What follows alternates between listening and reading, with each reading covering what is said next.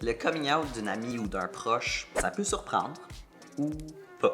Mais ta réaction est super importante parce que la personne qui décide de se confier à toi, elle a probablement déjà des appréhensions ou des craintes. Comme elle n'était pas trop jasante quand moi je suis sorti du placard, mais là, on a ouvert un dialogue, puis je ressens aucun jugement. C'est important de comprendre que c'est une étape majeure dans le cheminement de la personne qui se confie à toi. Il faut être respectueux et à l'écoute, mais surtout, il y a des choses à ne pas faire. J'ai toujours voulu un meilleur ami gay. Aïe aïe. Big news. Je viens d'apprendre que Julie, c'est un garçon maintenant. Moi aussi j'ai déjà embrassé une fille une fois, mais j'ai pas aimé ça.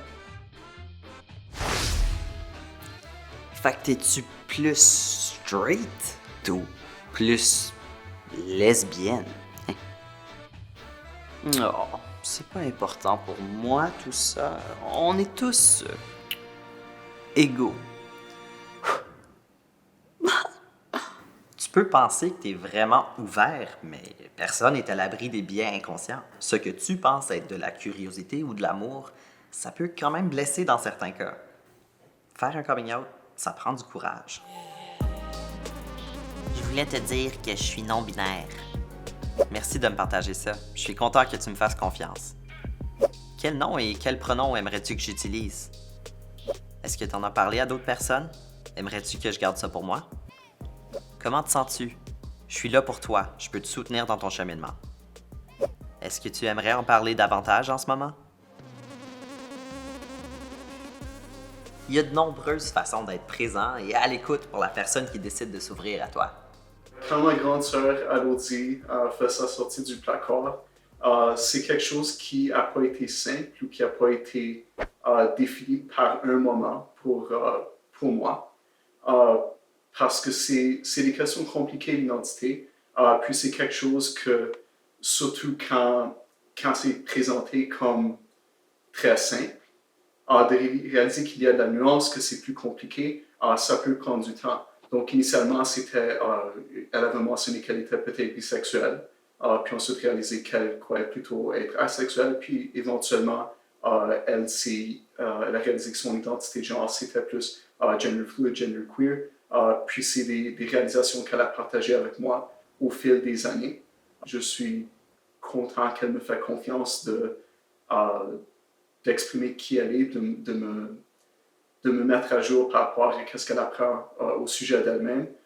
Et je suis fier d'offrir mon soutien de toutes les façons que je peux au fil des années, au fil de ce parcours.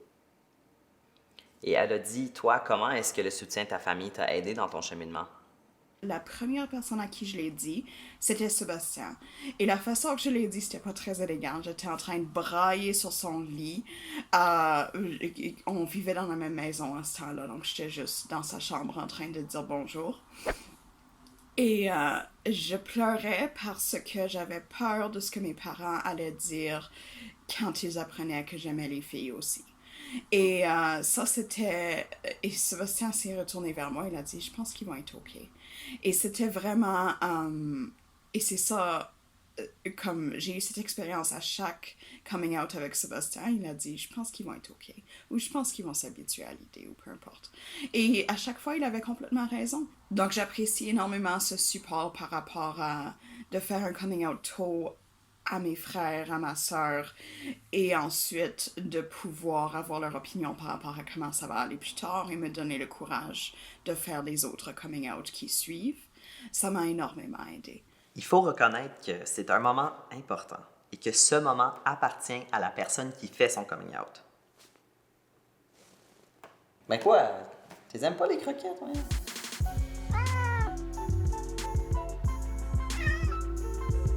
C'est certain qu'on n'a pas répondu à toutes tes questions. Pas de panique. Tu peux te rendre sur le site web du Comité franco-queer de l'Ouest, cfqo.ca. OK, ciao ciao!